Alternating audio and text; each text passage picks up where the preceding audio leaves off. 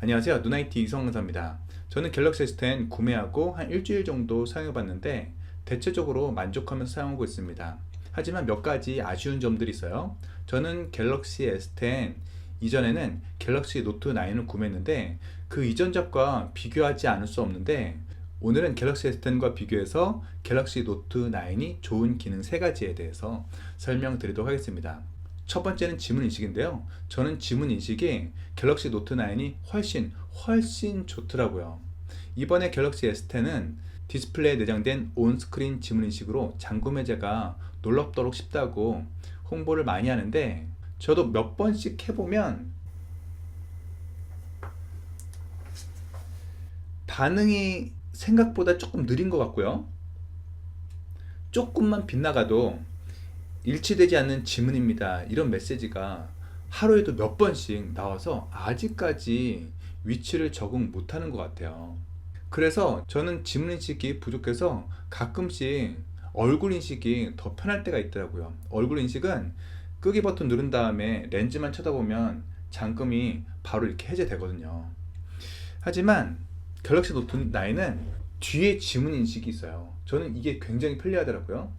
보이시는지 모르겠는데, 그래서 저는 집을 때 습관이 돼서 딱 집게손가락이 지문 인식 쪽에 딱 들어오면 바로 잠금 해제가 됩니다. 잠금 해제도 되게 빠르고요. 한번 볼게요. 짠! 네, 이렇게요. 그리고 이것뿐만이 아니라 이 기능에는 지문 센서 제스처라는 기능이 있어서 밑으로 내리면 알림창이 이렇게 나옵니다. 그리고 위에서 위로 올리면 제가 자주 사용하는 삼성페이가 나오거든요. 이것도 되게 자주 사용하는데 갤럭시 S10에서는 그런 기능이 없는 것 같아요. 그리고 여기 지문 인식을 하다 보면 삼성페이가 가끔씩 나올 때가 있더라고요. 그래서 어떤 분들은 지문 인식률을 높이기 위해서 이렇게 사용하시더라고요. 설정에 들어가신 다음에 생체 인식 및 보안 들어가셔서 지문을 추가하는데 엄지손가락을 다시 지문 1, 지문 2 이렇게 추가하시죠. 이렇게 하면 그래도 인식률이 좀 올라가더라고요. 두 번째는 갤럭시 노트의 S펜이죠. 당연히 노트 시리즈에는 이 펜이 있는 게 특징인데 저는 사실 펜으로 노트를 거의 하지 않았어요. 하지만 이 펜이 가장 필요할 때는 셀카 찍을 때 이게 리모컨 기능이 하잖아요. 그래서 이거 딱 누르면 저는 가족 사진 찍을 때 이거 삼각대에 놓고 이렇게 리모컨 하게 되면 이 리모컨이 10m까지 인식이 되기 때문에 굉장히 편리하게 사용하고 있는데 아쉽게도 당연히 노트 시리즈가 아니기 때문에 펜이 없죠. 그래서 S10 같은 경우는 카메라 켜놓고 하이 빅스비 사진 촬영 이렇게 촬영을 합니다.